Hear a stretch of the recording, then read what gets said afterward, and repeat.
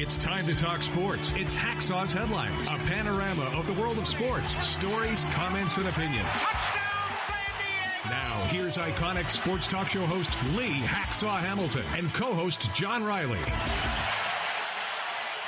Who wants to talk sports on a Monday? We do. You do. From the Dixie Line Lumber and Home Center studios in San Diego, we welcome you to our Monday bonus podcast, Hacksaw's Headlines. Good afternoon, everyone. This is Lee Hacksaw Hamilton, along with my co-host, John Riley. We have survived the 5.2 earthquake that we had a couple of hours ago. We welcome you to our Monday bonus podcast. Yeah, there will be some shaking and some tremors on this podcast this afternoon. This podcast brought to you by Dixie Line Lumber and Home Centers, 9 locations to serve you in San Diego. Regardless of what the project is, you've got project, they've got materials, you want ideas, they can be your best friend and your consultant. Dixie Line Lumber. Go to DIXIELINE.com to see all the things that they have to offer. John Riley, that was 5.2 worth of shaking. Shortly after 10 a.m. on Monday morning in San Diego, we have not had a rattler like that from an earthquake standpoint in a long time. Where were you? I was in the shower. I thought I was getting dizzy. All of a sudden, the house would not stop shaking. It was like a freight train running outside. My shaking lasted a good 15 seconds. What was it like up here in this castle on the hill? Well, I was busy working on the graphics for today's show, but I'll tell you what, it was a rocker, and I got a little alert on my phone like maybe 10 seconds before it started, which was cool. And the initial report, it was a 6.7 at the USGS site. But yeah, 5.2 is the real deal.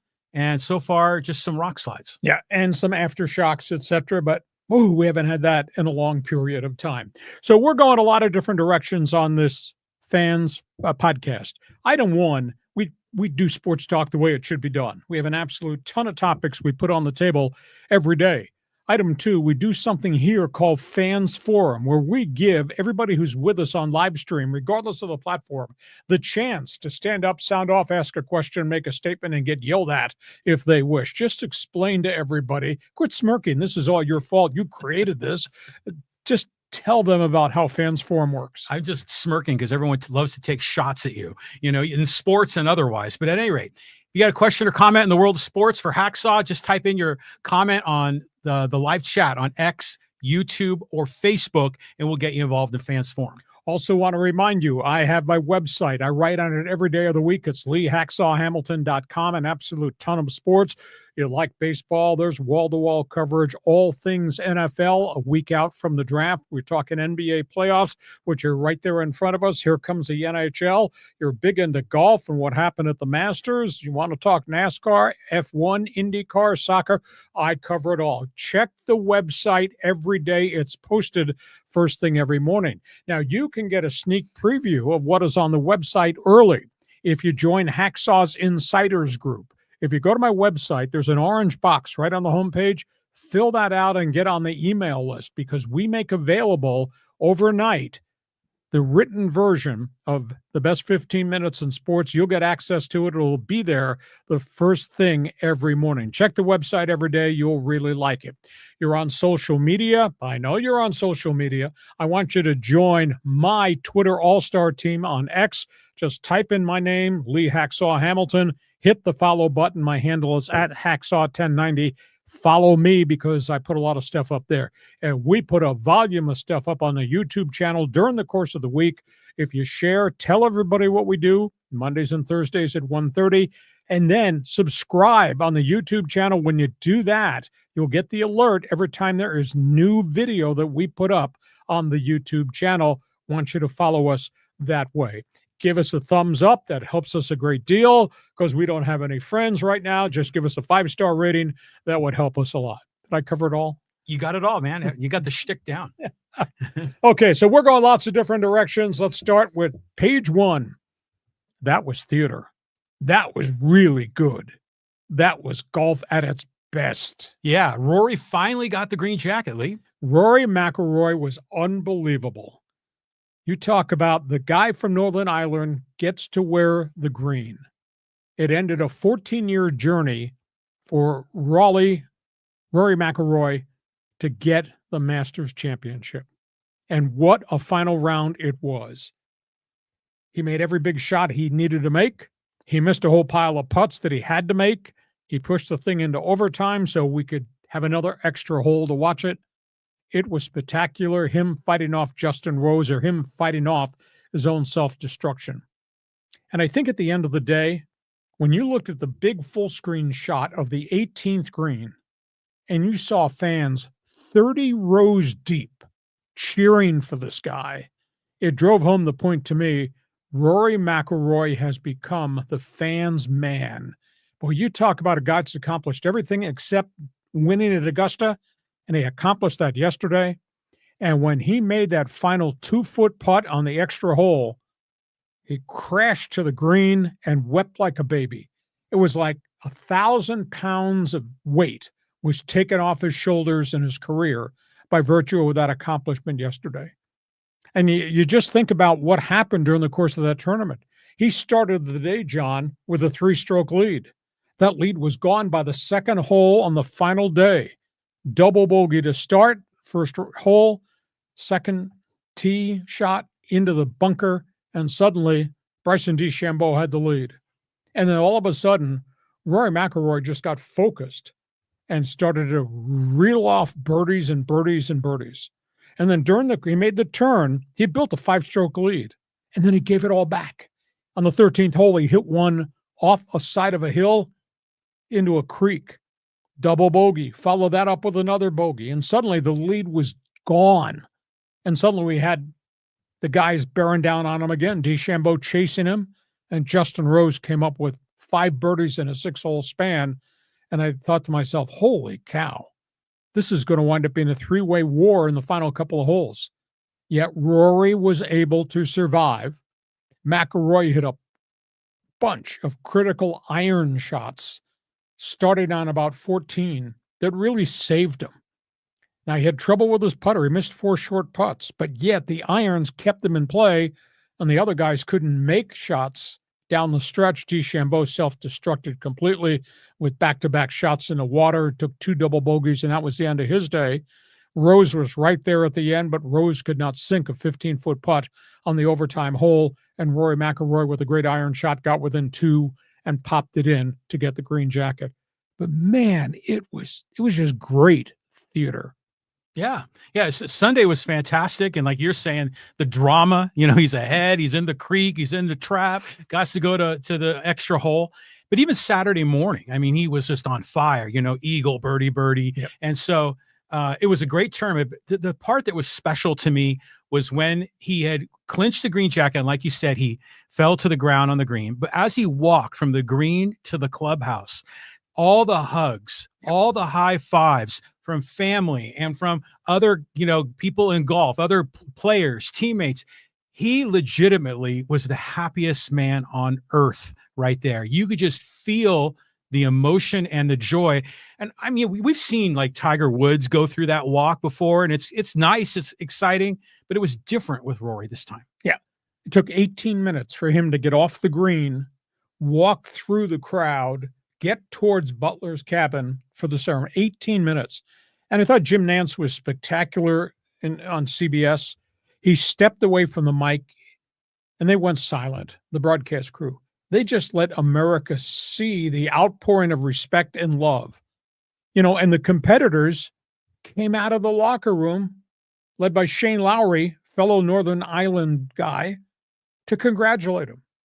And, Love is from England, Great Britain. He stopped and he hugged him and hugged him and hugged him. They wouldn't let him go. It was just magnificent. And he's been through so much, as such expectation early on in his career. And then he blew Masters championships. So they're right there at the end. He couldn't close the deal. And this looked like, this is happening again. He's not going to be able to close this. And yet he kept coming back. He was relentless along the way. I mean, it was heart-stopping. It was jaw-dropping. It was a day of drama. I thought it was great. I thought it was great theater at Augusta. And that snapshot of the 18th green as he was getting ready to putt, and the volume of fans in the stands, 30 rows deep along the edge of the green, to me, it was just absolutely amazing. So what a superstar player he is, superstar guy, and they honor the superstar by giving the kid from Northern Ireland a green jacket. That's so cool. It is great. And think about, like, they talked a lot about his backstory growing up as a kid and the family hardships and the money issues and everything. And he finally made this achievement. But you're talking about 50 deep on the 18th green. Looks a lot different than a live golf tournament. Oh, you think? And outside of DeChambeau, by the way, hardly anybody from LIV made the cut.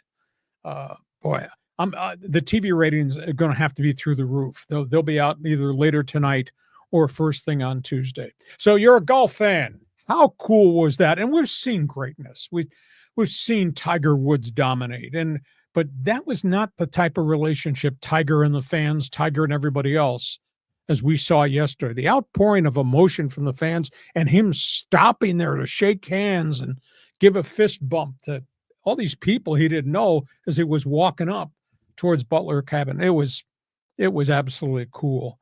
Other guys didn't do very well. DeChambeau self-destructed. Scottie Scheffler never put together a good round. There was one stretch on Saturday and Sunday where he had 12 birdies, which is impressive, but he had 10 bogeys. There's just no consistency to his game at all. So at the end of the day, Rory is the man. The guy from Northern Ireland gets a green jacket. Hell, they're probably still celebrating in the pubs in Dublin and Derry and Belfast. Well, I don't know about Dublin. I mean, it's still got the little friction going on between the Irish and the Northern Irish. But yeah, what a great tournament and a career Grand Slam. That's an elite group that have only that. 6. Yeah. I mean, there's title now. There are only 6 golfers in the history of the game that goes back to the 1890s. Only 6 have won 4 different majors. They call it the Grand Slam. And now Rory has put his name there. He's one of the titans of the sport too. That's kind of cool. Right on. Oh, so you're a golf fan. What'd you think? What'd you see? What'd you believe? Did you imagine he could ever survive all the trauma of his career and get this done on Sunday? Fans Forum chat box is open. Looking for a golfer. Hit it down the middle, sink the putt. Don't shank it into the parking lot. Want to hear what you've got to say. All things golf. That is the lead topic here on our Monday bonus podcast. We go from that. Next great story. Let's talk baseball. Baseball. The Padres, 3 straight shutout wins. 13-3 on the year, 10-0 at home. Padres are playing complete baseball right now. Starters throw 27 straight shutout innings against the Colorado Rockies. It's the worst Rockies team in terms of batting order I've ever seen. King, Pivetta, Hart, just really dominant. We haven't even spoken about the bullpen, which has been brilliant. The bullpen has got a collective ERA of 0.53 right now. And, of course, they're playing really good defense. Tatis is just like a vacuum cleaner in right field. That's Gold Glove stuff. That's superstar stuff we're seeing right now from El Nino in right field. So the Padres just roll. Rockies hit 102 in the 3-game series. 102 against Padre pitching. Now, that being said, the composite record of everybody they've beaten right now, John, is 32-47. Outside of the Cubs, have not really played anybody yet. Now, that being said, as we look down road, when we get to June, they're gonna play the Dodgers, the Giants, and the Diamondbacks 14 times in a 17-day period.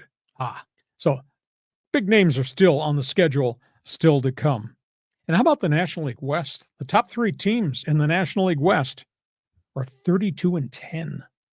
How impressive is that, including Padres, stumbling Dodgers, and your Giants? Yeah, the surprise team. To quote Romy, drug test. Drug test. Oh, what a phenomenal run by the Padres. Response to what you saw, I felt really bad for Bud Black. He's a victim of ownership that's not spending any money, and obviously the farm system's not ready to deliver yet. Got some good young players in the everyday lineup, but not enough. And the pitching staff has just not been able to fully recover from all the elbow surgeries. Poor Bud Black. Yeah, he's a good guy. We all, the San Diego media, you and Quintera all have like a good relationship with Bud, but he knows what he's in for, and he's a pro. he's got a pro opportunity. But usually the Rockies are the Padres' nemesis, you know, the ones that always seem to beat them when they shouldn't be beating them. So it's nice to take care of business, but 3 shutouts in a row. I mean, that's epic. And you get it from your 4 and 5 and your 1 starter. I mean, Pivetta, Kyle Hart, you know, contributing there. That's pretty nice. Very, very impressive. We go from Padre baseball to the next topic on the table. The next topic, the Dodgers, and they had that historical loss. What was that? Please explain to me, what was that? How did the Dodgers lose 16-0 at home? All-time worst shutout loss in Dodger Stadium history. That goes back to 1958. That was a few fastballs ago. What the hell was that? What's happened to the Dodgers? They're just not playing very well right now. They've lost 4 of their last 6. The 8-0 start seems like a while back. Season's not over, but at the end of the day, what the hell was that? How did the Dodgers lose 16-0 to anybody? Ohtani's not hitting like Ohtani hit before. There's theory that maybe they should take Ohtani out of the leadoff spot, put him a little bit farther down in the order, get somebody else on base so when Ohtani starts to hit, there'll be guys who'll be able to drive in with runs. Freddie Freeman has been hurt. He's only played 5 games this season out of the gate. He's got the ankle. Max Muncy's not hitting at all.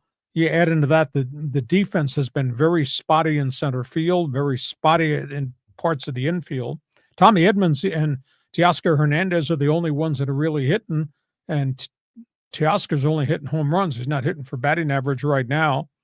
Glasnow's got a home run problem so far. Yash Yamamoto, very, very dominant. Roki Sasaki, he solved it. He had 5 innings, gave up 1 run in this game against the Cubs. The bullpen gave up 15 runs after Sasaki came out after 5 innings. This is not vintage Dodger baseball. Please explain to me what the hell's going on at Dodger Stadium, John. Well, first of all, yeah, Sasaki looked good. Yeah. And then you know who blew up for them was Luis Garcia, you know, the former Padre. He bombed. And eventually they just threw out, who was it? Miguel Rojas. Yeah, and that was terrible. And then Ben Casparis got blitzed. But, you know, Rojas at least made it a little bit entertaining, trying to imitate Yamamoto and Sasaki and Kershaw. But there's still a lot of fans who are all bent out of shape because he's wearing 2 earrings on the mound and everything else. But it's interesting. It wasn't that the bobblehead night for Freddie Freeman, the 16-0 loss. Was it? I think it might have been. Oh. I mean, it's uncharacteristic, but it's just, you know, you can understand on one level maybe that they would have a horrible bullpen night and they gave up 16 runs, as horrible as that sound. But how can they not score any runs? A 0 on a Saturday. Bunch of guys not hitting. Now, did you watch the Sunday game? It was on ESPN. Yes. And they had Nico Horner, the second baseman for the Cubs, mic'd up. Mm-hmm. Didn't you feel like that talking to the announcer sort of got in the way of the game? I think it interferes with the game and concentration of the game, and there's not a lot of meaningful conversation. So why are we even doing this? Yeah. If you want to do a live shot in the dugout with the guy in the dugout, maybe that would be better than asking questions while the second baseman's trying to get set up and we're trying to read where he should position himself because this third pitch is going to be a curveball down below. Because if you're going to do it on the field, maybe an outfielder. But to your point, the dugout interviews are always better, you know, because especially the pitch the night before, the way the Padres do it, because they're relaxed and they're kind of, like you always say, they're kind of glib. You know, they got something to say where they're not really stressed out. But I will say this, it was interesting learning that Nico Horner and Tommy Edman played together at Stanford. I didn't know that. Yeah. So that's where we are. Cubs are obviously now in to face the Padres, and poor Rockies.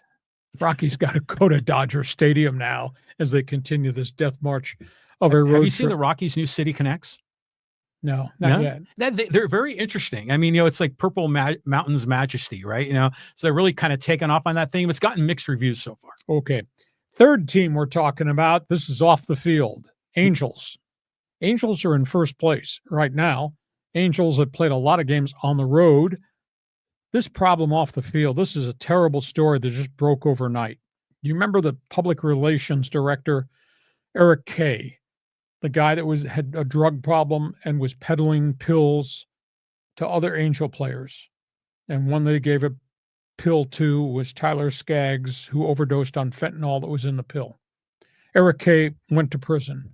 He's been found guilty of dealing drugs. Angels maintain they had no knowledge that he was dealing. The Angels knew he had an addiction problem. The Angels helped get him in to rehab, I think, 3 or 4 times while he was there as their communications director. Anyhow, Eric K. was found guilty, sentenced to 22 years in prison. He has now filed an appeal. He's also filed a lawsuit. He's suing the Angels. Now we find out the Skaggs family is suing the Angels too, that they should have known that K was a drug dealer. The Skaggs family is suing ARTE Moreno for $214 million. Now we find out that ARTE Moreno has taken over paying the expenses of Eric K's appeal to get him out of prison. None of this makes sense at all. If he was the guy that was dealing fentanyl and drugs to different Angel players. What I don't understand is why would the Angels take over paying Eric K's legal fees now when he was guilty of doing all this? Are they doing it to get Eric K to drop the lawsuit against the Angels? Well, what does that do to the Skaggs family? Now the Skaggs family is screaming they're not getting access to discovery because the Angels have this relationship with Eric K's lawyer. It's a very complicated thing, but why would ARTE Moreno support Eric K? And how does that impact now going forward this lawsuit with the Skaggs family? I mean, it's unbelievable what has evolved since last night, what happened overnight, and the story finally got out. ARTE Moreno needs to sell the team. I mean, this doesn't make any sense. This is part of the reason why Angel fans are so frustrated. It's like the priorities are all jacked up. Maybe he had an old relationship with him, maybe a longtime buddy. I'm just guessing. Long-time employee, I know that. Yeah, so maybe he just felt an obligation to step in and help the guy out. But come on, man, you're just ruining the credibility of your the brand of your franchise. Yeah, so he's now helping Eric K, who is dealing drugs, and one of his pitchers died because of the drugs that Eric K gave him. And the Skaggs family, this is a terrible triangle. What a story. Yeah. Okay, all things baseball. You want to talk about the Padres and where they are in first place and what's ahead on the schedule? Please explain to me, Dodger fan, what do you see? You're an Angel fan. How complicated is this? If you went to law school, you tell us, you find this really strange that Moreno's helping the guy who was convicted of dealing drugs while he's still facing a lawsuit from Tyler Skaggs' family? All things baseball. Chat box is open. Fans Forum podcast continues. We go from that. We're talking NBA basketball. Games begin. Postseason starts Tuesday. Yeah, finally the postseason. And Lakers Clippers, they're kind of in the mix here. Yeah, Lakers wind up 50-32. Clippers wind up 50-32. They got their different ways. The Lakers lost to Portland on the final game of the season. The Lakers B team lost to Portland. The B team led by Bronny James. They rested all their veterans in the final game against Portland. They were losing by 30 points during the course of the game. Bronny James, by the way, was 2 for 10 shooting as a lead guard in that final game of the season, was a minus 23 on the floor.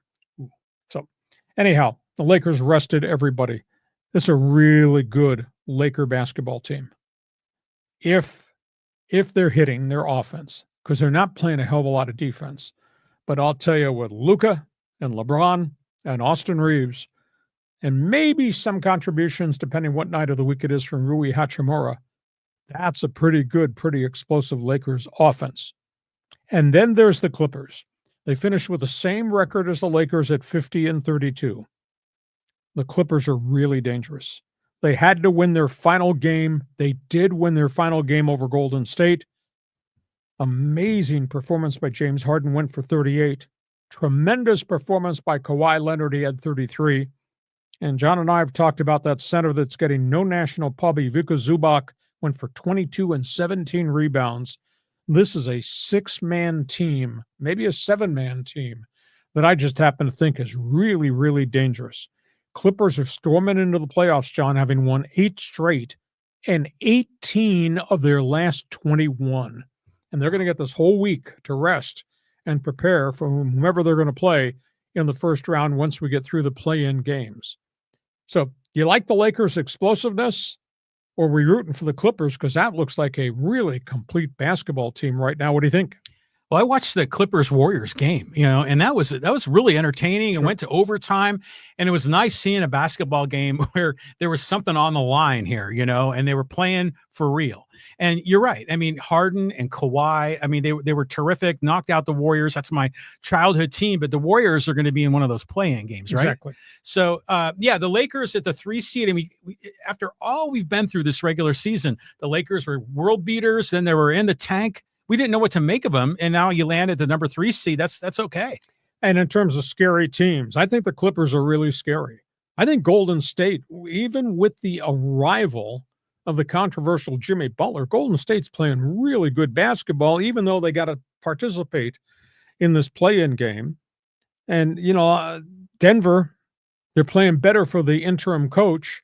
That's still an iffy team. They might be a former champion 2 years removed. Denver, I think, is going to be a tough matchup if Jokic is Jokic. And now they get Murray is back from his injury. And the weird one is the New York Knicks. They got all this firepower. They made all these trades. They won 51 games this season, but you just never know how good they're going to be from night to night, because they've been some nights been really good, and other nights Tom Thibodeau's team looks just absolutely lost. I mean, there's so many different storylines as it relates to these playoff teams, aside from obviously Cleveland with 64 wins and who the Boston Celtics are. I just think it's going to be amazing. I got, Cavs are 64-18. Oklahoma City is 68-14. Boston won 61, but they're really beat up. Houston won 52, but kind of finished on a skid. And then you got all these other scary teams that are out there. I think the playoffs are really going to be interesting. But at the end of the day, I think those are the two that are going to be in the NBA Finals. Unless injuries derail somebody, I got to believe Cleveland and Oak City. But I think the playoffs are going to be really good. Now, remember earlier in the season, the Timberwolves and the Knicks made that big deal. The Julius Randle trade, Karl Anthony Towns. Yes. Yeah, so how do you think that worked out? Was that a win-win for both teams? Or Towns looks like a weird fit at Madison Square Garden for Thibodeau's team. He has games he doesn't hardly show up in offensively. He doesn't seem to play with any zest defensively. Randle's explosive, but Randle has had a lot of injury problems. Some shoulder stuff's been in and out of the lineup. But they do have Carl Anthony Edwards, who's just taken over games, as controversial as AE is. So this can be interesting when Minnesota goes very far. Minnesota's going to play the Lakers in the first round. That's not going to be easy. Clippers going to play Denver in the first round. That'd be a good series. But Denver has a lot of drama and chaos, right? Nonstop. Yeah, I mean, granted, it's Jokic. I mean, he's terrific, but they're not the same Denver from a year or two ago. Yeah. Oh, I can't wait. And then playoff matchups are really, really going to be fun. Speaking of basketball, you're a Laker fan, Clipper fan, feel free. Join us. Fans Forum chat box is open. Shoot a 3-point shot. Hit it or bank it in. Give us an opinion. Lakers, Clippers, your thoughts on the NBA playoffs. One other basketball story has just kind of evolved. Yeah, the Suns owner fires the third coach. Yeah, let's just talk about the bloodshed going on in pro basketball. The Phoenix Suns, who did not make the playoffs, highest payroll in the league, team toxic city, if you will, 36-46, and their owner, Matt Ishbia, just fired their head coach. They just signed to a 5-year, $50 million contract, Mike Budenholzer. This guy had credentials. He won in Milwaukee, came here, players wouldn't do what he wanted. Terrible disconnect, terrible chemistry. And I don't know whether it's all on Kevin Durant or whether it's on Devin Booker becoming a star and maybe a bit of a punk. Or whether just team chemistry didn't work because they made too many transactions, but they just fired him. So, this comes on the firing. They fired Frank Vogel a year ago. 2 years ago, they fired Monty Williams. Each of those guys had a track record of success in the NBA, and nobody's gotten them done in Phoenix. So, last week, Denver fired Mike Malone, and they're in the playoffs, and they fired him. The week prior to that, Taylor Jenkins got axed in Memphis, and they're in the playoffs. And mid-season, Mike Brown got tossed in Sacramento, and the Kings are in the playoffs. I mean, it's eerie. That's got to be the worst job in pro sports right now because, you're dealing with crazy people owners, or you're dealing with a badass roster, or you're dealing with divas that don't listen and don't care. NBA, to me, is just upside down. Well, I'm trying to think of it, compared to the NFL or MLB, Well, there's drama there. There's chemistry issues with some of the teams, but it's nothing like the NBA. I mean, you get these guys, there's like almost a sense of entitlement, you know, that, hey, I'm here, I'm a pro, I'm showing up to play.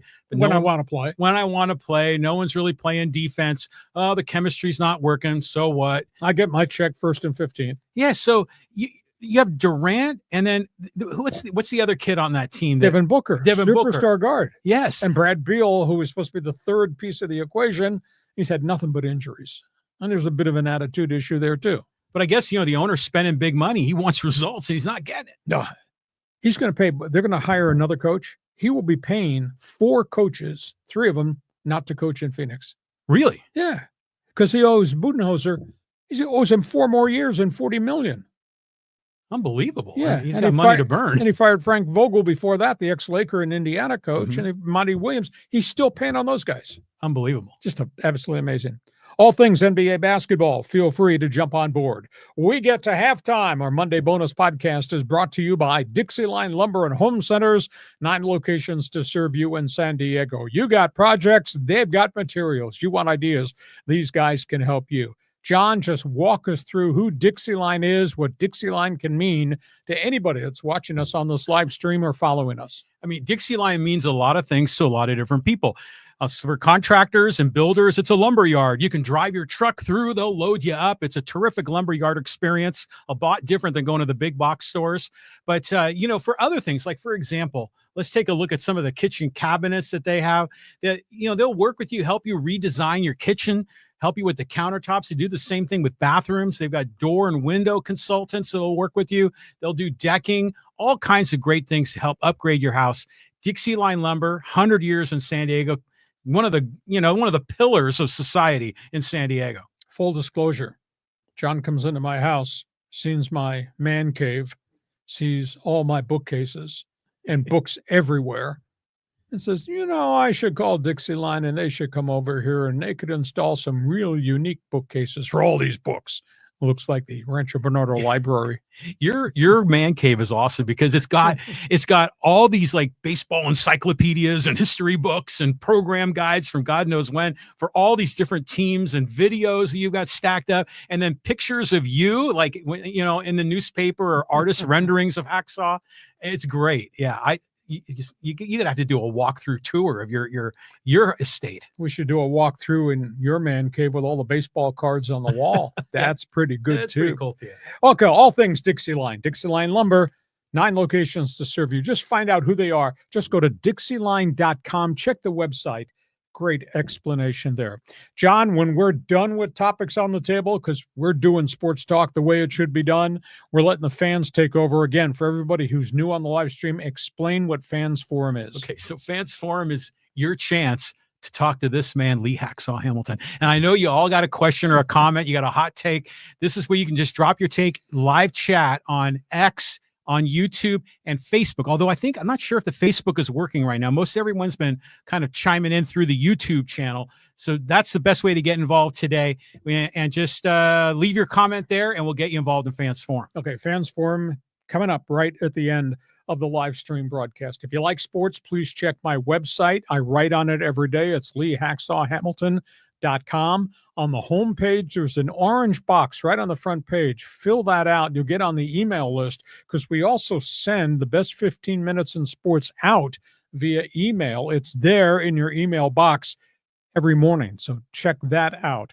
Want you to share, tell everybody what we do Mondays and Thursdays at 1:30 p.m. Subscribe. When you subscribe on the YouTube channel and the other platforms, you'll get the alerts every time we put new video up, and we do that quite a bit during the course of the week. So we got it all covered. You're on social media. I want you to be part of my Twitter all-star team. Just type in at Lee Hacksaw Hamilton. It'll take it. It's Hacksaw 1090. Hit the follow button. Every time we put something up on X, you will get the alert. You'll get to see that. So we're on social media virtually everywhere. The one place we need to explore, we need to put this on Instagram, I would assume, because Instagram seems to be exploding now too. Yeah, the live stream, I think we could go on Instagram. Of course, a lot of video content you post there. You've got close to 20,000 followers on Instagram. Not bad. That doesn't mean they all agree with me, but they're just watching. Right. Okay, let's move to the second half. We were talked a ton about the Masters, about baseball, about the NBA. Let's zero in on college basketball, John. Yeah, so the transfer portal is alive and kicking. Yeah, let's just quickly go through headlines here. Say goodbye to Nick Boyd, Aztec one-year guard who played really well, has gone to Wisconsin in the Big Ten Conference. DeMarshe Johnson, very much disappointed. He never grew as a player. He winds up going to Long Beach State. They opted out of the program. UCLA, phenomenal haul by Mick Cronin. He gets Steve Jemerson, the best big man at the University of San Diego. Double-digit points, almost double digits rebounds. He'll be a 6'9" guy, probably playing more forward. This comes on the heels of getting Donovan Dent, the star guard from New Mexico.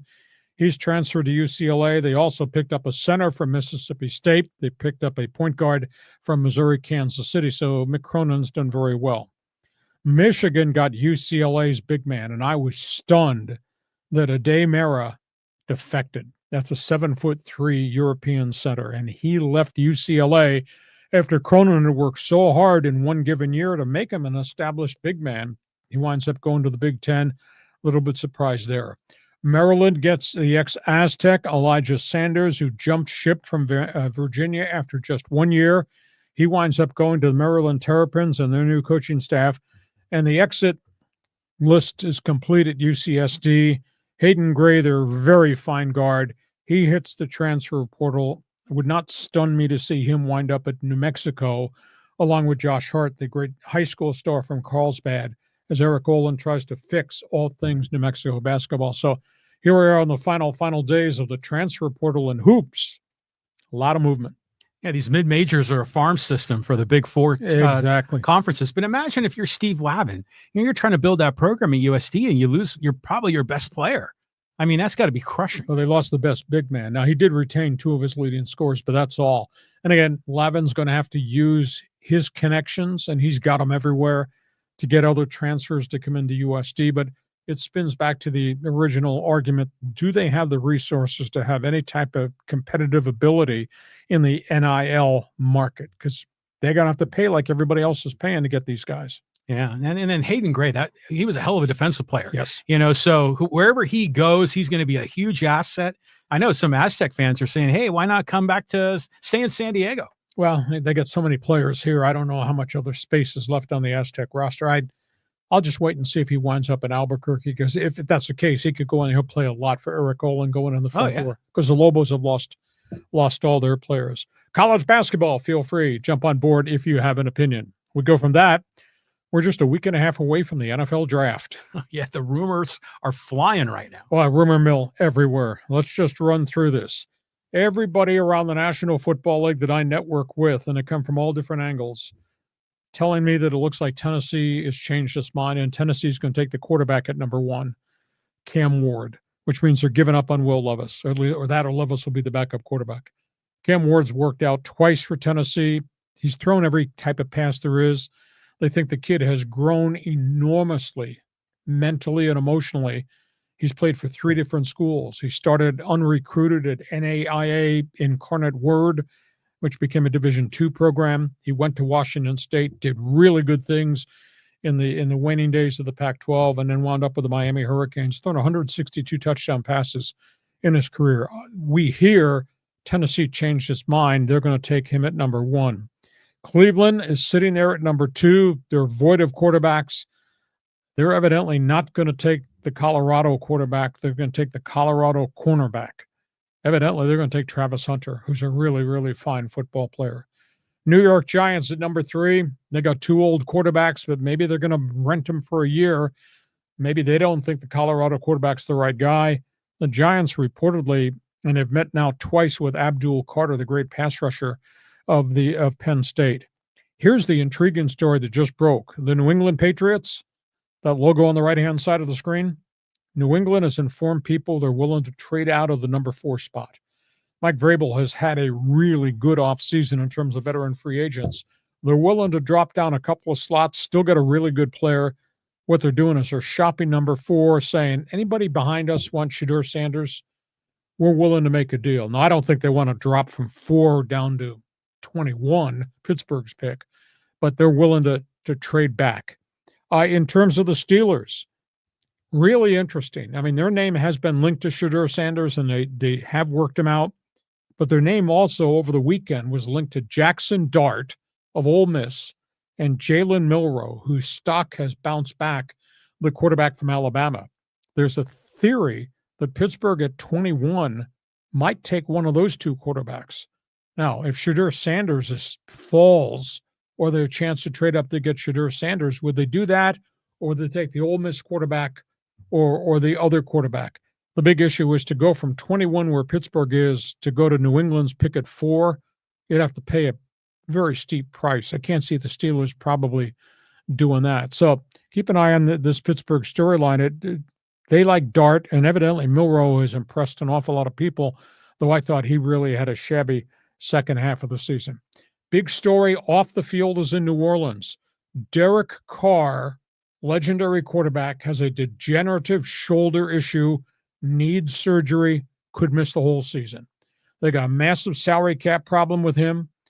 Now suddenly New Orleans is looking for a quarterback, and they're looking at Dart if he were available. They also just brought in Tyler Shuck, who was a star quarterback at Louisville on a really tough team that didn't play very well. Shuck's suddenly getting some reps by people that are very interested in him. And the last story is off the field in Miami. Tyreek Hill's in trouble with the NFL. Police had to come to his gated community home over the weekend. Another domestic incident involving Tyreek Hill. His wife has filed for divorce. He tried to take the child. We find out that she's accused him of gross infidelity. Tyreek Hill's got 12 kids by 5 different women. Wow. That's just absolutely amazing, stunning stuff. He's in trouble with the league because this is a multiple times that police have had to go investigate a domestic incident involving Tyreek Hill and his wife and little kids. I think he's going to get disciplined by the league, and it's amazing because he's such a great player, but his standards are different than normal society standards. 12 kids by 5 different women. He's got baby mamas all over the deep South. It reminds me of Warren Cromartie. Antonio Cromartie. Pardon me. Warren Cromartie is a baseball player. Yeah. Antonio Cromartie was the NFL defensive back with the Chargers and the Jets, who at one press conference was asked, "Can you name the names of all 12 of your kids?" Because he had baby mamas all over the place too. He couldn't. Absolutely amazing. So, John, go ahead. Talk about the draft. You know, what's interesting is in the beginning we said there were 2 quarterbacks, and that was really kind of it.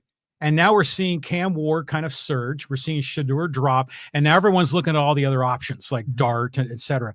But one of the names that you put in the best 15 this morning was the McCord kid, who was at Syracuse, Ohio State. What's the latest on him? Pittsburgh worked him out last Friday, but he's not a first-round pick. He would probably be something in the 2nd or 3rd round. Kyle McCord's a 6'3" guy, pocket presence, throws the ball a lot, led the country, threw for almost 4,800 yards this past season at Syracuse, but throws a lot of interceptions. A lot of TDs, but a lot of interceptions. So that's a bit of a project right now. But, yeah, Pittsburgh has looked at him, but he's not a first-round pick. I'm not even sure he's a second-round pick. But he was at Ohio State, had one really good year with the Buckeyes, got caught in a shuffle, winds up at Syracuse, mystical year, came here in the Holiday Bowl, threw 5 or 6 touchdown passes, threw for 500-plus yards in the Holiday Bowl. But history is he throws a lot of interceptions because he's late with balls, et cetera. So we'll see. He gets picked probably 3rd round. I don't know if it's going to be Pittsburgh, but Pittsburgh did bring him in.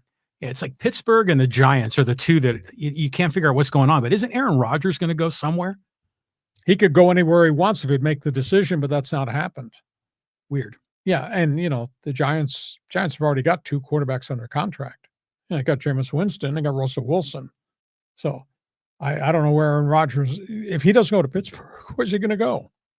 And at what price? Well, it was Minnesota was the other alternative, wasn't it? But he called them, and they talked to him 3 times, and there's been no offer.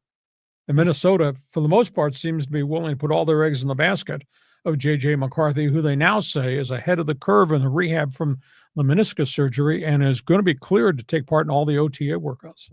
And then the other quarterback you had mentioned, was it Kenny Pickett? Yes. With the Browns? Yes. And there was another quarterback there that they're like both backup types. Yep. Yeah, well, but Cleveland said Pickett's going to be the guy, and they just re-signed Joe Flacco. That Flacco, that's the one. He's got 200,000 miles, and he did coming off the street last year. He kind of played well for them a couple of years ago, and he played well in Indy.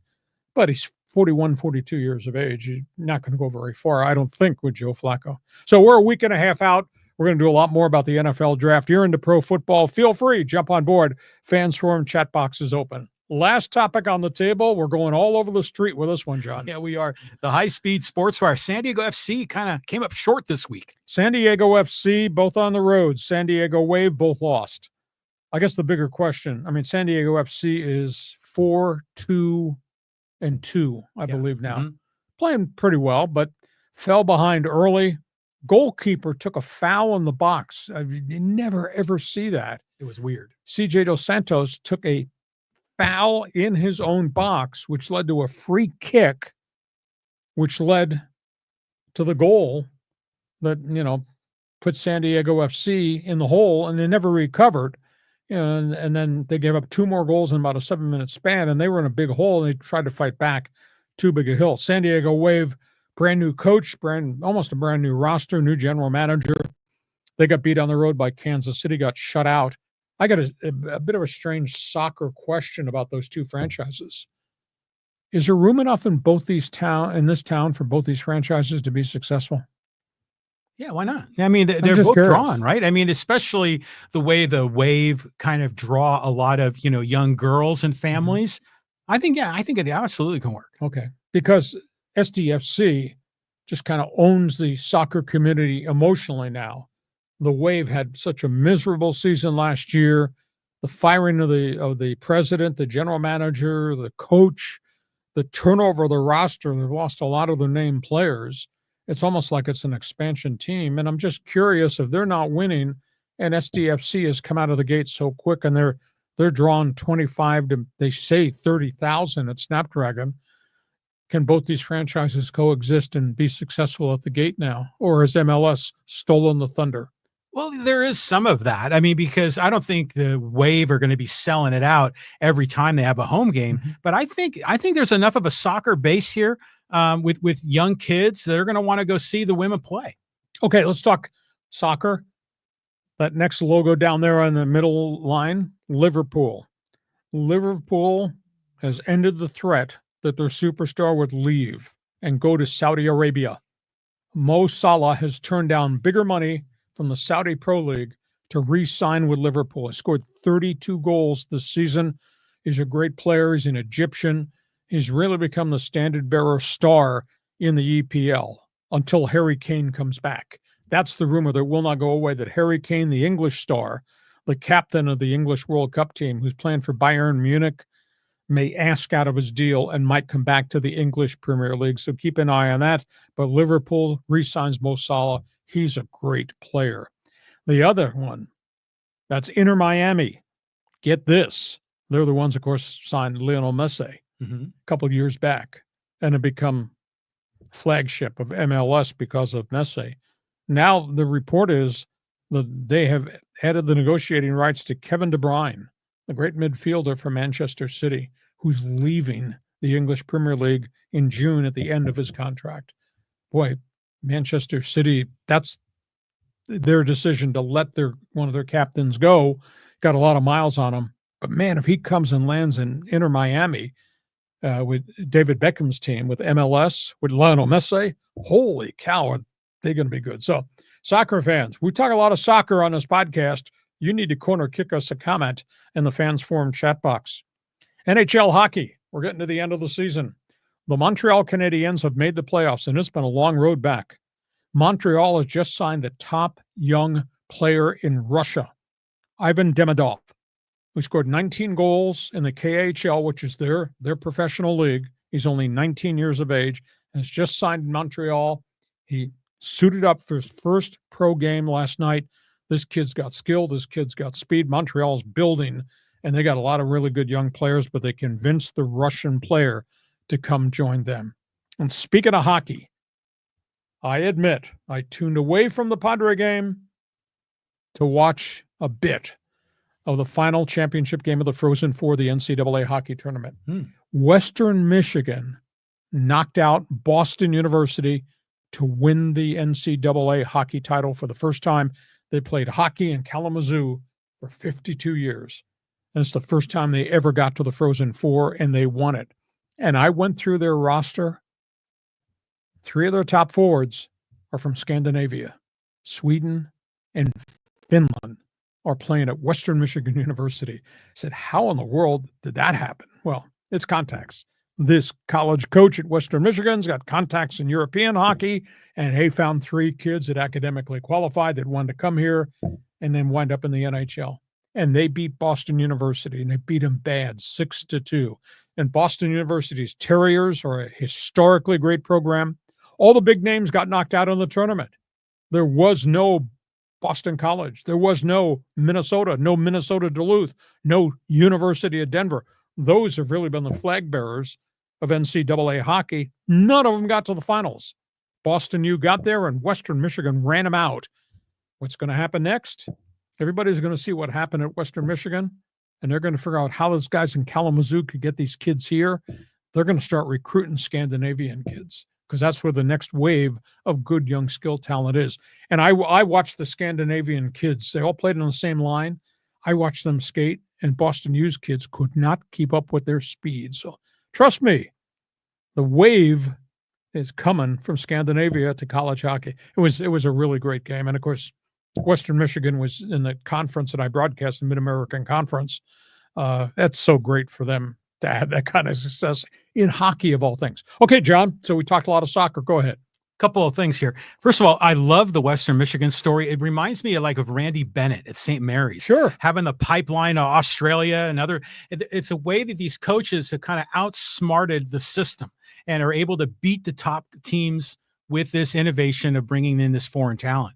But the San Diego FC game was weird because, first of all, it was at elevation, and I think the players were really feeling that. Colorado, yes. And then secondly, the that foul on Dos Santos in the box didn't look like a foul to me at all. And usually, keepers have a lot more freedom to bang around, because they can use their hands. It didn't look like a foul to me. And then at the minute, you got a PK up there, he had no hope, and they ended up only losing by 1. Yeah, they came back, but they did dig a big hole. I mean, give up 2 goals in 7 minutes. It's kind of a backbreaker. But there's 34 games in the MLS schedule, so it's a long season. Yeah, it's a real grind. Got to stay free of injury, and of course, they do have a couple of their key component starters are on the injured list right now in MLS. All things soccer, so we cover it all. Hey, this podcast is now going to belong to you. This podcast is brought to you by Dixie Line Lumber and Home Centers, 9 locations to serve you in San Diego. If you've got projects, they've got materials, you want ideas, they can be your consultant. Hey, Dixie Line, build it, fix it. We guarantee you will enjoy it in 2025. We are ready for Fans Forum. I'm sure we're going to get some calls about the Masters and Rory McIlroy in the green jacket. You're a Padre, Dodger, Angel baseball fan, jump on board. Want to hear from somebody that likes or dislikes the Lakers? Anybody out there believe that the Clippers are really dangerous? You want to apply for one of these vacant coaching jobs in the NBA? Because you can get a big payday as you get fired because everybody else is getting fired. We'll talk, too, about the transfer portal if you wish. We'll talk hockey. You pick the topic because John's going to start picking up people who have joined us in Fans Forum. Where do you want to go?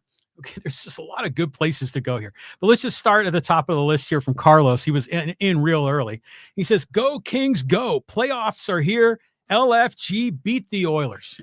Edmonton battered, really beat up. I'm not going to say they're backing into the playoffs because they had such a good first 2/3 of the season, but they're really limping. Now they've lost Matthias Ekholm, one of their top defensemen, so they got a lot of injuries coming in. Now, they do say Connor McDavid will be ready. Draisaitl will be ready.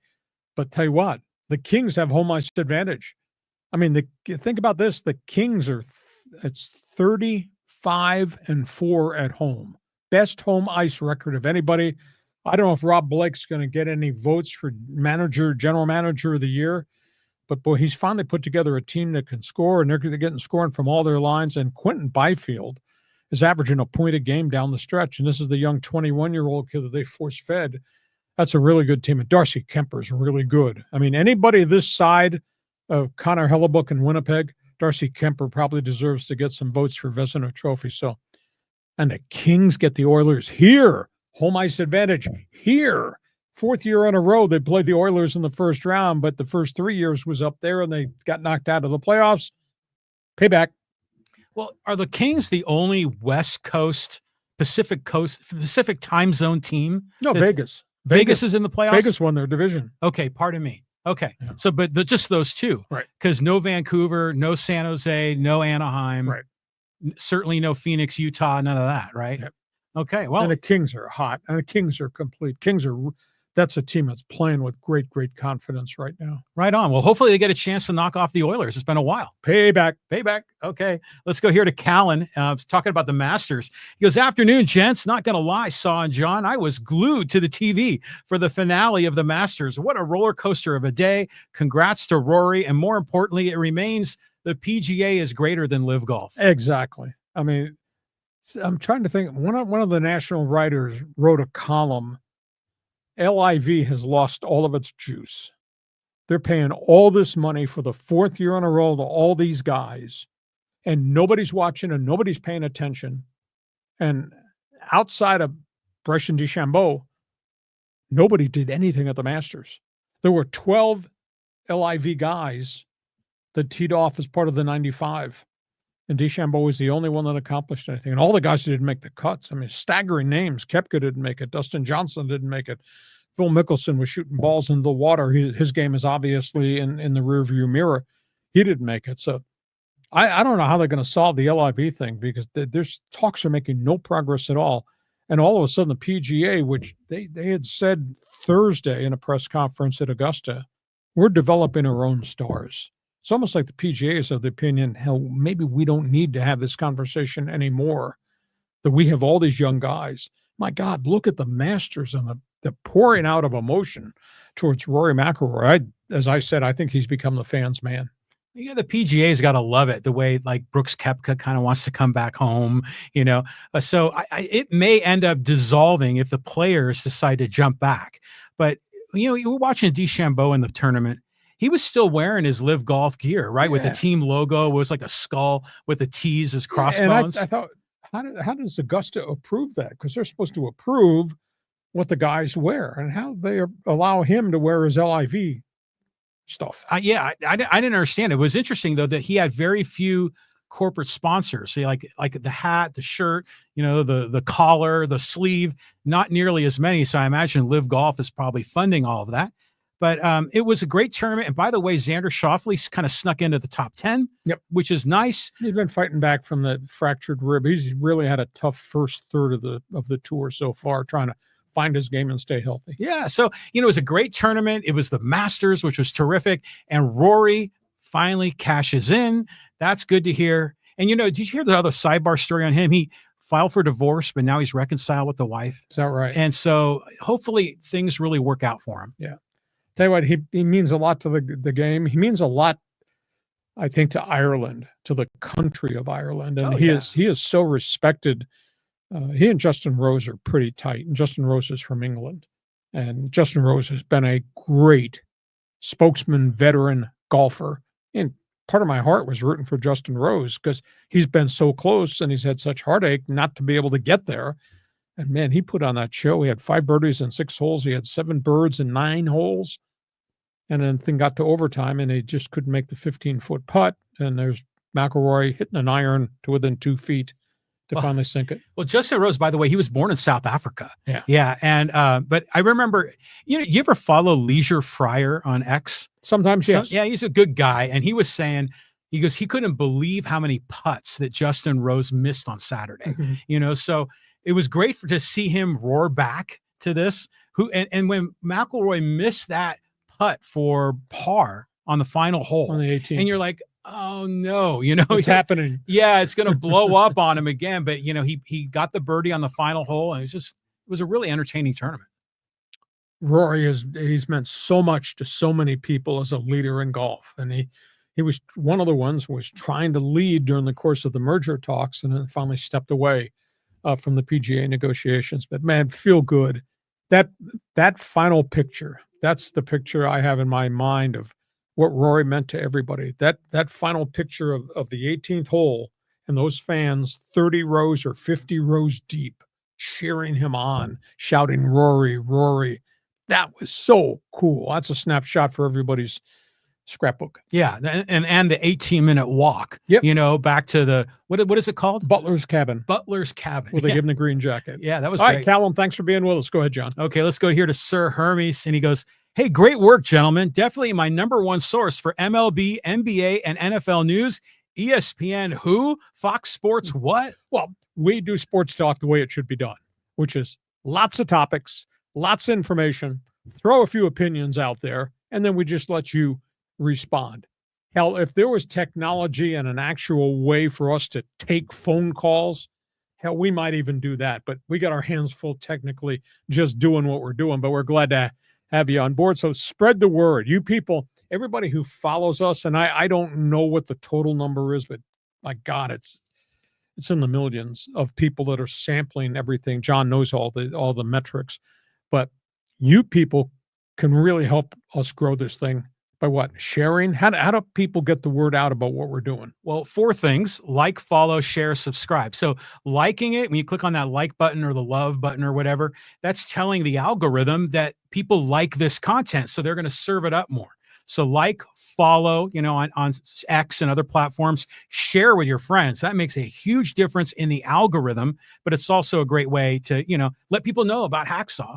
And then subscribe, you know, wherever you get your podcasts. Okay. Thanks for being with us, and with us on Mondays, with us on Thursdays, because A, you'll know every topic on the table. B, you'll get the chance to respond to the topics on the table. C, you might not agree or disagree with the host, but who cares about that? Okay, here's a good one from John. He goes, "Hey, the Dodgers haven't been the same since they visited the White House. Are we going to blame Trump?" Oh, no. Let's not. Everybody wants me to have an opinion on that. Trying to pick a scab, you know, just inflame a wound. It is interesting that they're not hitting. There is a rumor out there that over the weekend they made contact with the White Sox about outfielder Luis Robert. The price tag might be James Outman, the center fielder at AAA, and maybe one of their younger pitchers. White Sox, Robert's got a hefty financial contract, but money is no object for the Dodgers. But they're just not playing really good ball, not complete ball right now. So maybe they're going to shuffle the batting order a little bit. Ohtani is not as hot as he was a year ago this time because nobody's hot, and Freddie Freeman's dinged up, and half their batting order is not hitting. So they're going to have to shuffle this a little bit. There's a lot of baseball to be played. But no, I don't think this has got anything to do with going to the White House. And you want to start this political conversation now? I'm not wanting to go there, but it's just funny how it kind of keeps resurfacing. The only thing I can say is, you know, when we touch that hot topic about the Dodgers and the White House and an honor versus the dishonor, man, I got a lot of response. People just emailed me through my website. You wouldn't believe. And that's okay. Everybody's entitled to their own opinion. I got stopped by a guy this morning at the fitness center who I did not know. And he said, he knew who I was. And he said, "I see you every day working out, And he said, "Great podcast. You're right on with what you said about the White House. Right on." I said, "Oh, you must be a Democrat." He said, "Damn right I am." I was with people in Virginia while I was on holiday who voted Republican. And their only response to me is, and we didn't talk politics hardly at all, is, "I wish I had my vote back." Oh. I thought you told me we weren't going to talk politics. Look what's happened. John brought it up right here. Okay. He was the one that brought it. But the Dodgers, you're right. They were undefeated, remember, for a while with the Padres. And now what are they, like 11-5, something like that, right? But still, I mean, we're not even halfway through the first month of the season. You know, so long way to go. Okay. John, thanks for being with us. Okay, let's go here to Joey. He says, "Hey, do you think the Padres can maintain this early momentum, or do you think they'll be sellers at the trade deadline? Are you surprised by the Giants' quick start? Dodgers trade for Nolan Arenado?" No, Dodgers are not going to take on the heftiness of that contract. They had all winter to do it. If they were going to do it, they would have done it. But I don't think that's going to happen. In terms of the White Sox trade rumor that surfaced over the weekend, I think has probably got legs, because I think at the winter baseball meetings, they did talk to the Chi Sox about Luis Robert then, and Chicago's traded virtually everybody they got. and they're off to another wretched start. They've got a lot of young players in their farm system by virtue of all the trades, but they're not ready, obviously, to play at the major league level. In terms of the Padres, hey, I'm sorry, God's not coming down out of the heavens and taking away these wins. The Padres have earned this. However, they haven't really played anybody yet. And like I said, as we get to June, there's going to be a stretch. They're going to play 14 games in a 17-day period against the Dodgers, Giants, and Arizona. So that's going to be a bit of a litmus test. But this is a complete team. It's a thinking man's team. I am so impressed with Mike Shildt, who he is, how he responds to questions, and what he thinks about pitching matchups, defensive alignments, putting the ball in play, what he asks his guys to do. I'm just wowed. And I've been around managers my whole life, and I've covered all these guys, good guys, bad guys, old guys, young guys, the next great one, the one that failed, etc. I am just so impressed with Schultz's communicative abilities and the thought process of the game. What was the old phrase in the movie Bull Durham?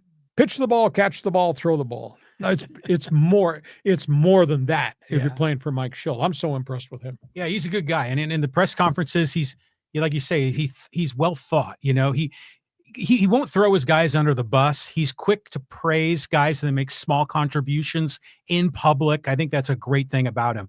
But the Padres, a lot of people were saying doom and gloom, especially Dodger fans, you're going to be fourth place in the NL West. But when the Dodgers were just adding so many high-priced free agents there, the Padre fans felt like, yeah, maybe we aren't going to be that good. But all along, this was still a wild card team. Now, granted, they're playing better than we ever thought, 13-3 out of the gate. I'm thrilled, but now they're going to play the Cubs. The Cubs are good. The Cubs beat them 2 out of 3 in Chicago. They come to Petco. I think the Padres are for real. I think they make the playoffs as a playoff team.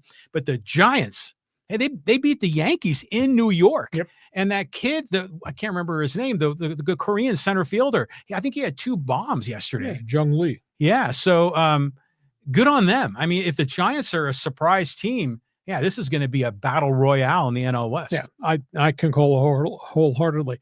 And, I watched that ESPN Sunday night game. And what a disservice. During the course of the broadcast, they're sitting there and they're talking about the trade deadline. Who's available and who's going to be traded? The Cubs just lost the left-hander Justin Steele for the year, second elbow surgery in his career. And they start talking about the Padres trading players, trading their pitchers.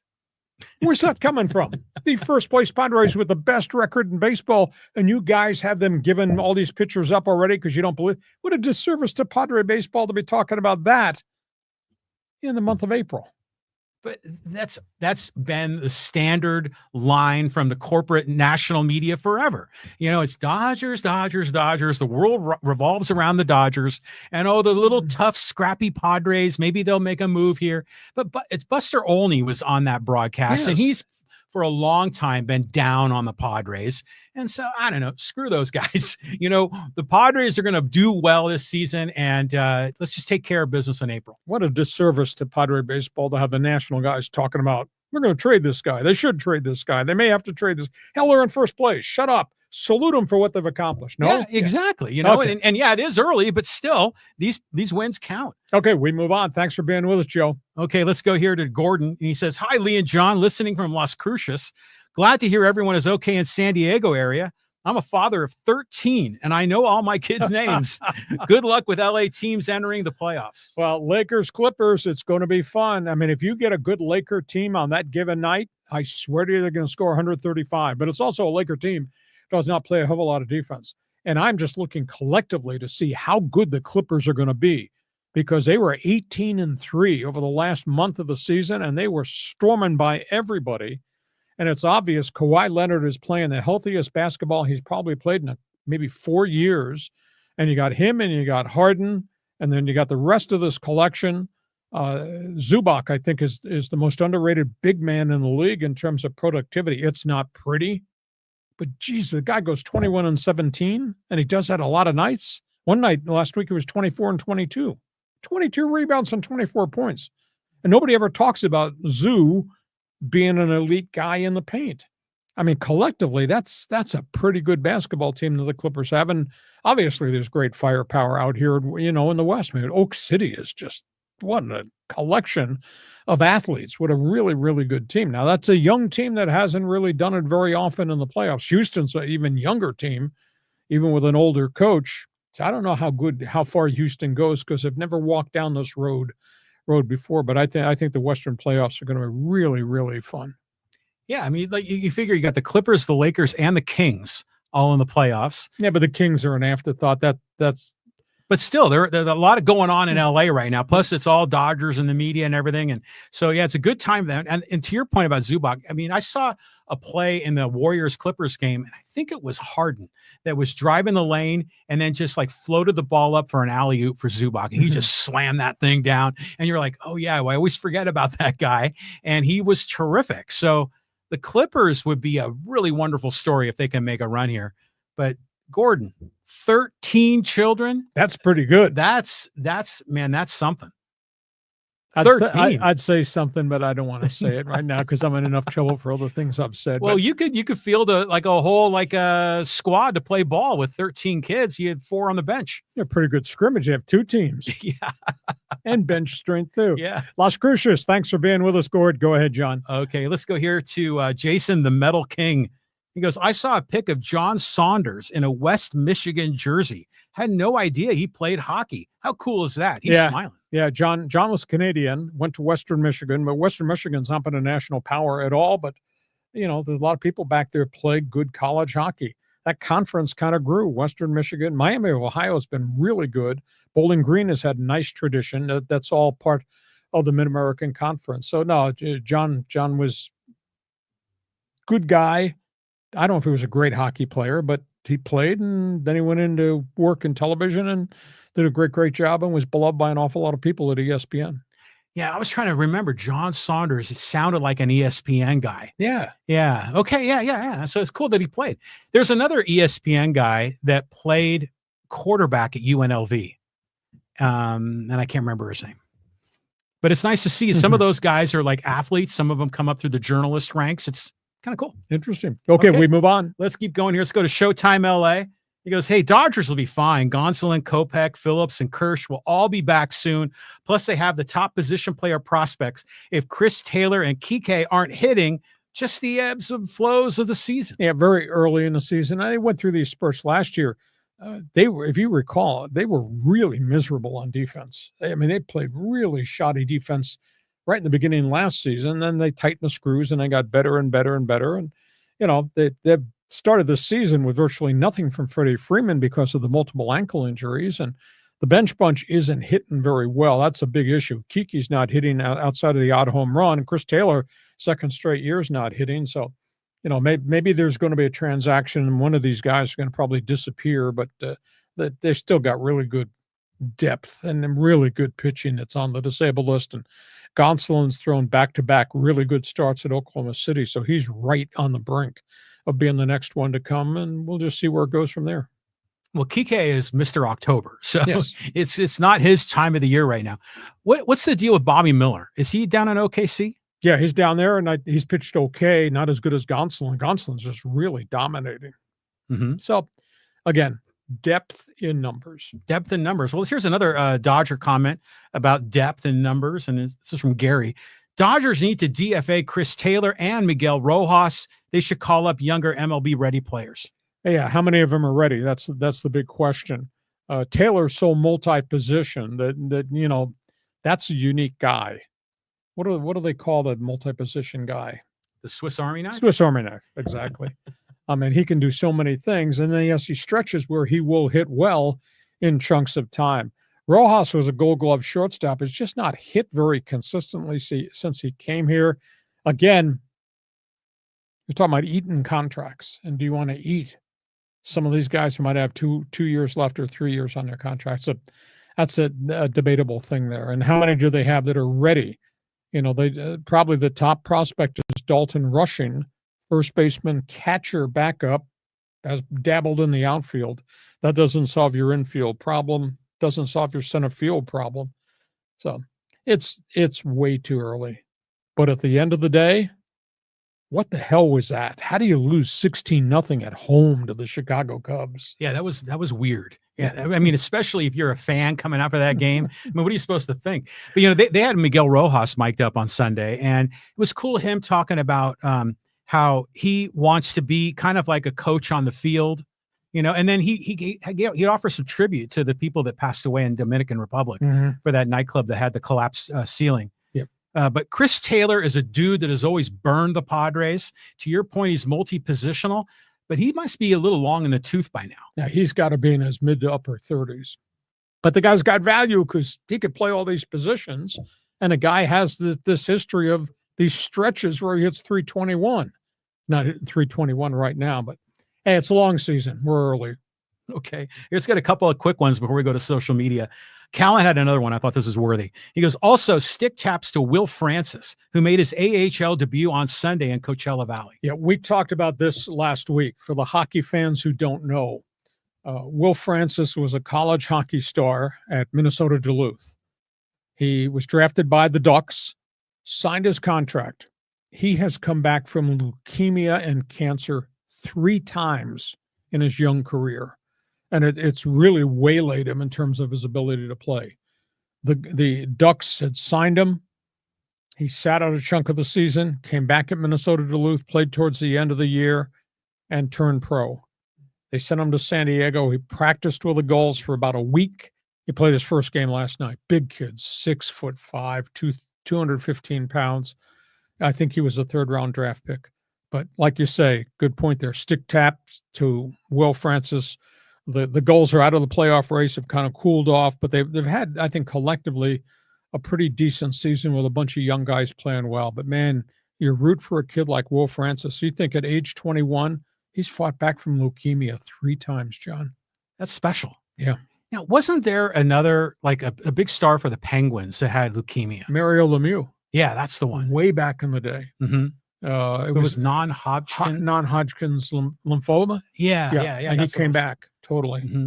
So, but yeah, we're rooting for the kid. Kid's under a multi-year contract. I would assume he will be in San Diego with the Gulls next season. Right on. Okay, I want to get this one more in here from Joey, and he says, "Hey, still waiting for that invite on the show. You're a legend, Hacksaw." Well, I don't know how much John's bank limit is on his credit card. We're still waiting to have John buy everybody shots of Jack Daniels. Well, there's a lot of things we talk about that we haven't done yet. Yeah, it's not enough hours in the day to do everything we're doing. Well, one of them is the Hacksaw's Insiders Group get together, meet and greet with Hacksaw. And yeah, we'll get shots. That'd be fun. The other one is the idea that we had about having some of our insider groups guys invited onto the podcast as a panelist. As a bonus show. Yeah. And like a Hacksaw's roundtable, and we can get a couple of guys involved. I still want to do that. We're just so damn busy cranking out all this content. Yeah, we do. We spend a lot of time creating what we're doing, and then what we add to the YouTube channel in addition to the Monday and Thursday show. And by the way, just so you know, it's not like we just show up and talk about anything, because we do all these graphics and we build the content. It is a lot of work for 2 guys that are not supposed to be working. We're sure working a lot of hours doing this, but it's okay. It's good. Okay, let's move on. We got a couple more here. You want to go social media? Yeah, let's go to social media. Yeah, I think we should go to social media. I've seen some of the preview stuff on social media. You got to see you don't see the live stream ones in advance, but you do see social media. Hey, this is from You're No Treat, and he says Cam Ward is Jamarcus Russell all over again. Well, that's a reach. We just don't know. But the scouts that have looked at him and interviewed him, and the teams have really come away impressed. He's just not a raw physical talent. Jamarcus Russell was just a stud of a player. But obviously the Raiders did no investigation that he wasn't a student of the game. And he was not academically oriented to put in the time to do what a quarterback has to do. And then he was overweight all the time. And it was just a disaster. This kid has played at 3 different schools, has gotten rave reviews from each coach, went to big-time football from Washington State to Miami, and hit the floor running with a coach that's really demanding. And what did he throw? 32 touchdowns, 37 touchdowns last season from the Miami Hurricanes. So, and then he goes through the private workouts and the private meetings with the teams, and everybody comes away impressed. So I don't know that he's a bust. Going from college, I don't care how successful you were, Going from college to the NFL is a massive jump in terms of intelligence and in terms of skill and in terms of discipline and knowledge, etc. And when you have Peyton Manning do it, even though Ryan Leaf was the better physical specimen, but Manning checked off every box there was, Ryan Leaf checked off virtually none. That shows you the difference in terms of the intangible things a quarterback has to do to be successful in this league. So far, the response from the people that have scouted and met in the private sessions with Cam Ward have been very, very positive. They've not been positive about Shedeur Sanders.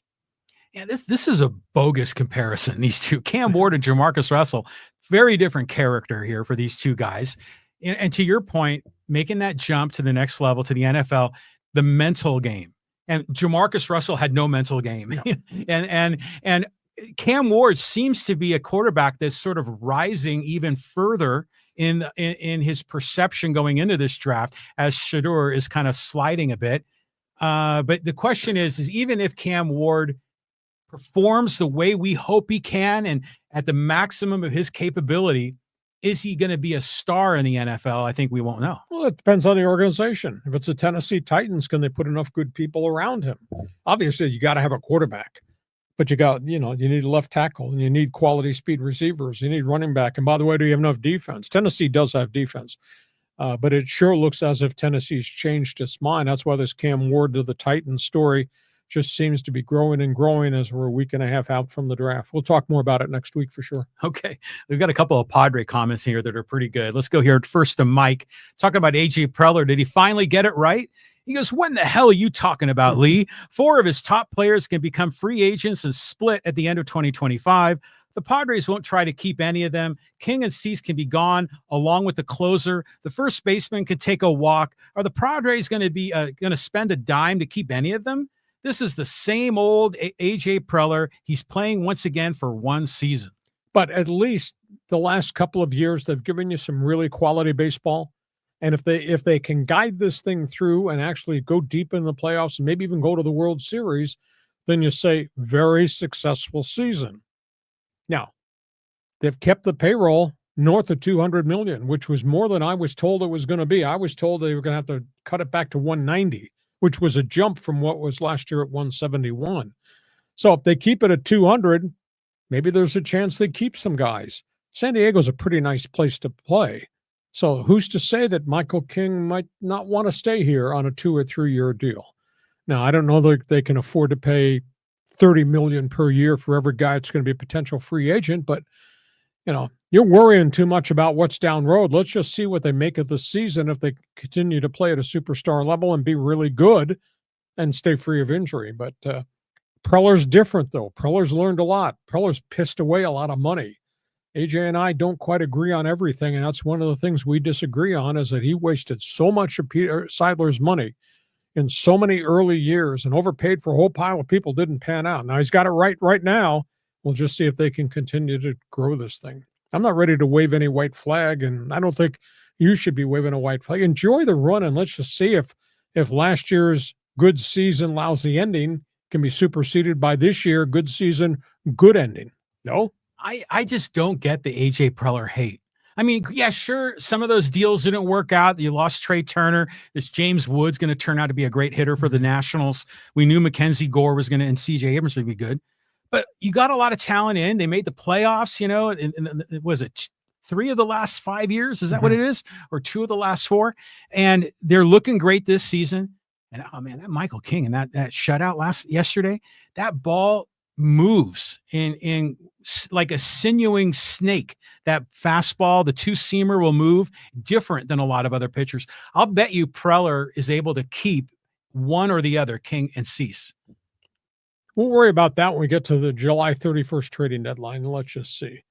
But let's not order World Series tickets yet, because that batting order that poor Bud Black sent out there, that was the Albuquerque Isotopes batting order. The AAA Farm Club. Well, it was the one kid, the second baseman was getting the hits, and all the rest of them couldn't hit worth beans. Yeah. But Jackson Merrill, when he comes back, it's going to make a big lift to this team, and Cronenworth too.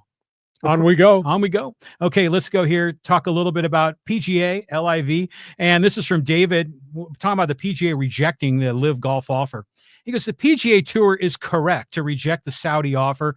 LIV is funded by the Saudi Public Investment Fund. This is the same fund that provided financial support to the Afghan Mujahideen.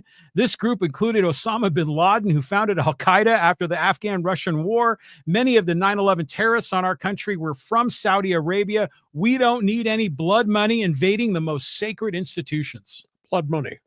Period, exclamation point. That's the way we should view it, which then leads to the next thing that we should not touch. Why is the president trying to have a relationship with the leader of Saudi Arabia, knowing the past history of Saudi Arabia versus the United States of America? That's another topic for another day on another podcast. But yeah, this whole blood money thing is, it turns my stomach. Yeah, because sometimes when you look at it, if you set aside the blood money angle to this, you can debate the pros and cons of the merger, the team play, the medal play, and bringing these guys back. But for some people, yeah, this is a non-starter not to make a deal with these guys. And it's not just any Saudi investors that have built Live Golf. I mean, it's like the Crown Prince's family, isn't it? Yes. So this is tricky, but it is weird, though, by the way, that it doesn't matter who the president is. They're always kind of bending over for Saudi Arabia. That's where we are. I don't think there's going to be a merger. The players are just not giving in, that we're not letting these guys back without some form of penalty because they violated their tour card, in addition to taking, quote, blood money. We could argue about that, but that's another topic for another podcast. John, move on. Okay, let's keep moving. Hey, let's talk a little bit about UCSD basketball. This is good. Hey, tough part about UCSD, have had a really good past couple of seasons, but I think they're a day late and a dollar short in building their program. Tough to build a program in current day with NIL. SDSU has done the best they could with the transfer portal and will be a really good team this next season. They will need a rebounder and another shooter. Aztecs aren't done. They still got maybe 3, maybe 4 scholarships to go. Again, it's a massive bidding war at this point. They're just going to have to make a decision. How much do they have left in their checking account, and who should they go get? If you're patient, you'll probably find players, and the prices will probably come down. But I mean, it's the way this roster is constructed now. If Magoon Gwath stays, it's a really good basketball team. UCSD, that was a once-in-a-lifetime thing built around Division II transfers. That coach did a great job. He stayed there for 21 years. Hats off to him. Now the challenge is for Allard, his assistant who's replaced him. Where's he going to go get players? And he's going to have to get players because obviously they've lost virtually everybody now, including the blue-chip recruits that had indicated they were going to stay there. But we still got time. We'll just see. UCSD, they recruit a different type of kid, so maybe there's some of these kids are out there going to wind up here yet. Yeah, I mean, they're hitting the reset button there. But, to your point, Eric Olin, 21 years, he was the assistant to the coach way back when they were a D2 program, then the head coach of D2, almost won a national championship, and now, great success at UCSD, but they're going to have to start over. But La Jolla is not a bad destination, if you're talking about places you want to play. As far as the Aztecs go, I like the point guard that they picked up from Louisiana Tech. Yep. That kid looks pretty good. And if, we'll see what happens in the draft. When's the NBA draft? Like in June, right? Yep. Yeah. So we'll find out if Magoon or Bird get picked up. Probably, I don't think they will. Well, they have a decision to make to take their name out of the NBA hopper. That comes up in a couple weeks. Sometime in May. Yeah. It's like a May 18th deadline that they have to either stay in the draft or withdraw. And so, they may go to one of the NBA pre-draft camps where they'll play against other players, and then they'll be graded, and then the decision. They both belong back at San Diego State for another year in this program, I believe. I agree with you. But think about this. Eric Olin leaving UCSD, going to New Mexico, really blows everything up. Aztecs have got to be really pleased that Dutcher sticks in town. And because if Dutcher left and went to a better opportunity, they'd almost have to hit a reset button up in Montezuma Mesa. San Diego State is not Nevada Reno. It's not New Mexico, which has gone through coach after coach after coach.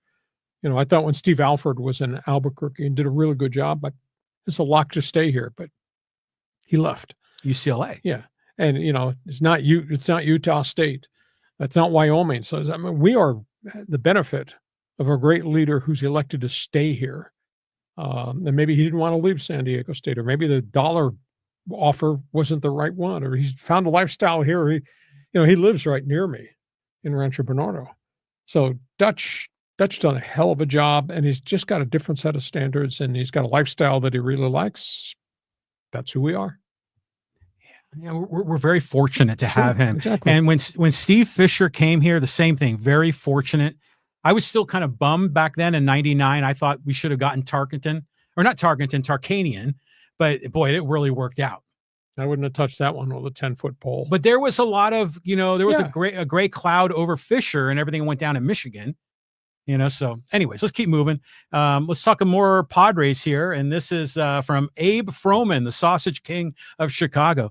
And he says, hey, if you look at the incredible amount of talent that's been shipped out by this guy, AJ Preller, very few of them have amounted to a lot, but the Padres have a nucleus of talent that's in place. Heavy contracts, yes, but when stars are making $50 million a year, those stars will be bargains. That starting staff needs more, though. Well, that's true. But getting Pivetta at a uniquely structured contract. I mean, next year he's going to be paid $19 million per season, that's a lot of change. They have heavy contracts with a lot of heavy age commitment, and that's the bigger problem. Is the terms of the contract that would take these guys to age 40 and age 42. Well, normally after you cross the threshold of 35, not the same player, and you're still going to be paying big money. So you can be critical of the way he constructed these contracts. But at the end of the day, enjoy this. Last year was just amazing. Amazing start this season. Long season ahead of us. Just enjoy it. And don't worry about the trade deadline. If things fall apart, then you can say, okay, maybe they hit, as John would say, the reset button and have to do things differently once we get to the 1st of August. But hey, enjoy the ride right now. God, there's no negatives about Padre baseball, even though I will put a but in the conversation about I haven't played anybody yet, but it's also the best record in baseball. Enjoy it. Yeah, exactly. You enjoy it because it's rare to get this kind of a start. But, we were worried about the number 5 spot in the rotation, which I guess was Randy Vasquez originally before Darvish went out. He's been great. Vasquez has really held his weight. Kyle Hart looked really good, went 6 innings of shutout ball on, what was that, Saturday? So you got to be pleased with this. I mean, what do you think about Darvish? Do you think he's going to be the same Darvish when he eventually comes back? Yeah, but then the question is, does he hold up and for how long?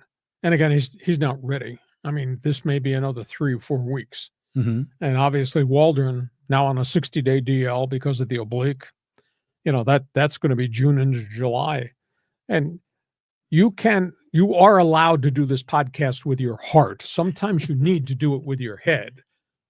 Before you fill out a Hall of Fame credential request for Vasquez or Hart, let's understand that was one good outing for each of them. But it's been more than one good outing for Vasquez. All I'm saying is there's a lot to be excited about. We agree with you. Vasquez isn't going to win the Cy Young, but normally he walks a lot of guys and gets into trouble and has that one blow-up inning. He's avoided that so far this season. And Kyle Hart, well, he looked terrible that opening weekend in Chicago. That might have been cold weather. Yeah, well, I know Cease was really bad that weekend too. Yeah. We'll find out for real now with the Cubs coming into town in San Diego. We'll find out if it really was the weather or if it was the Cubs. And then the Padres go out on the road and they start to play a pile of road games. So far, so good. Enjoy it. Yeah, exactly. Next one. Okay, let's go here. Talk about the NFL draft. This is from Lenny. And he goes, hey, since the Giants don't want Sanders, at least that's what it looks like by getting those other quarterbacks. Maybe the quarterback class is really bad. Did the Browns are also talking about trading down? I think Cleveland's going to draft defense. They need help in lots of different places. If they traded down, maybe they'd take an offensive tackle because they need that help there. The Shedeur Sanders situation's really something. I asked the question, as great a job as Deion Sanders has done in so many different elements at the University of Colorado, he's really sales pitched his son as being something special. And now the NFL scouts don't see that. He's not checking off all the boxes. Shedeur is about being an elite quarterback. And people are kind of turned off of him canceling workouts, not going to interviews, what he says at some of the interviews. I don't know if he's talked his way out of being a top pick, but there's a theory now he might not even be inside the top 10 of the first round. If his game's not complete, doesn't have a rocket for an arm. Does obviously has athletic ability, tough as nails, but if his game's not complete and he's got all these other shortcomings, and you add in the intangibles about attitude, suddenly teams are going to say, whoa, we're not going there. And I mean, I'm stunned because everybody that I talked to early on said him and the other guy going to be 1-2. Well, now the other guy might be 1 and Shedeur might be 9 or Shedeur might be 12, or some people said Shedeur might fall to Pittsburgh at 21. I'd be shocked if that happened. That's what I hear. I remember that first season when he came over with his dad from Jackson State to Colorado. You were saying this is an NFL talent quarterback. Mm-hmm. This is likely a first-round draft pick. But I think for a lot of these NFL teams, they're realizing that it's a package deal. You're going to get Dion as well as getting Shedeur and all the circus that comes along with that. I mean, is it worth it? I mean, that's a fair question. Well, I don't think you can get any outside interference from Dion once the kid gets drafted. Dion will be a dad, but Dion's not going to have any input on what this kid does. The kid goes to New Orleans. Only time will tell. Dion's going to have his own hands full because he's got a freshman quarterback in, what's his name, Juju Lewis.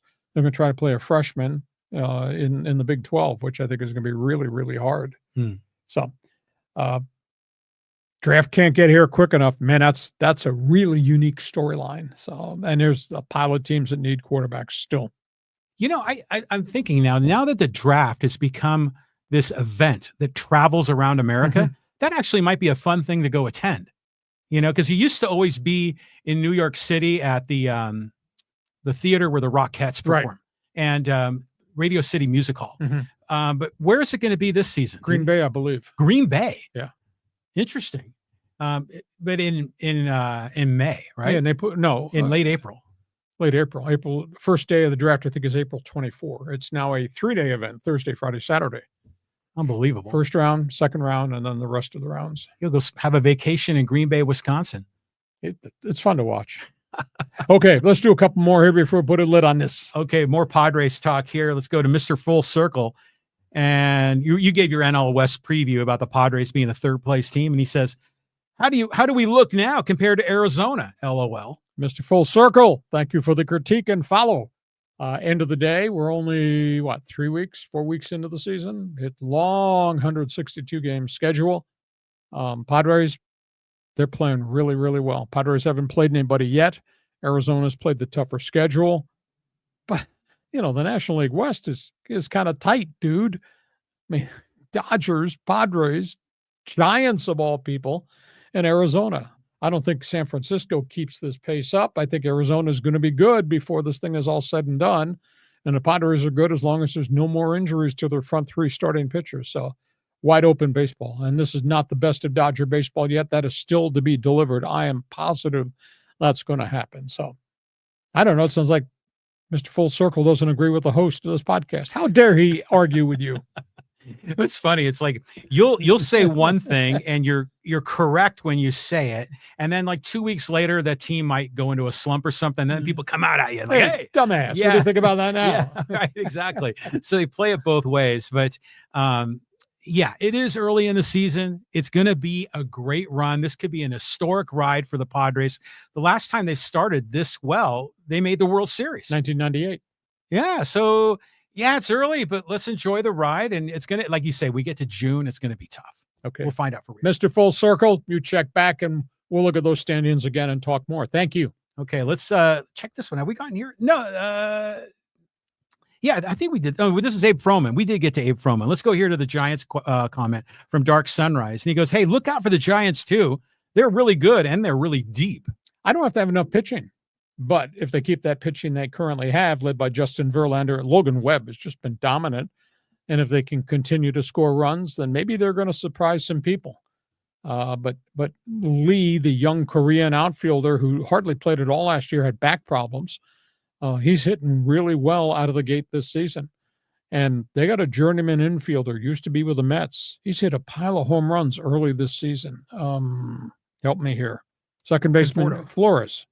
Oh, Flores. Wilmer Flores. Flores. Yeah. He's hit a bunch of home runs the first 3 weeks of the season. I don't know if that continues, but they got Yastrzemski, and they've got some nice pieces. I don't know if they have a good 25-man roster that'll be a pennant race roster. The Wilmer Flores thing is weird because I remember he was the shortstop for the Mets for a while, and then he got traded. And I remember he was crying on a national broadcast about it because it was emotional for him, you know, and I'm not slamming him for it, but you know, he's a real guy, you know, and so I remember him from that. But then he went to the Giants and he was hitting bombs, which is something.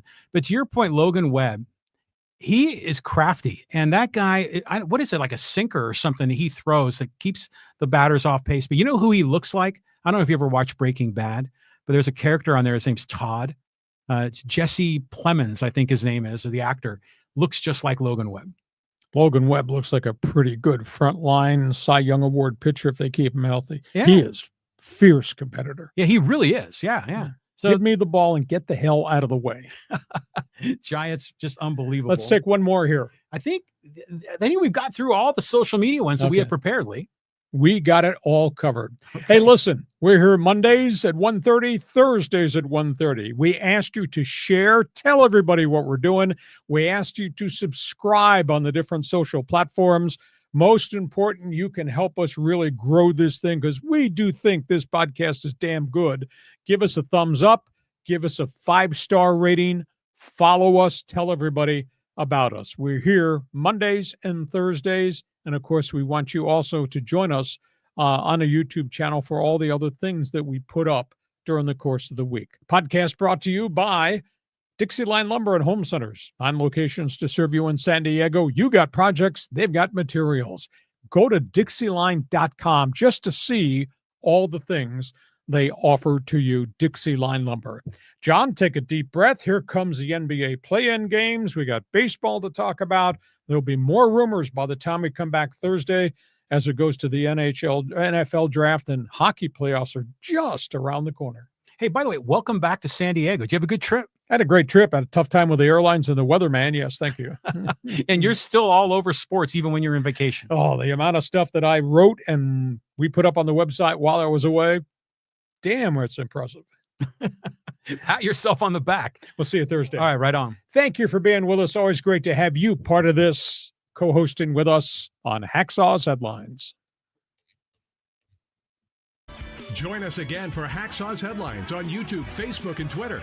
And find the audio version on your favorite podcast apps. For more content, go to LeeHacksawHamilton.com.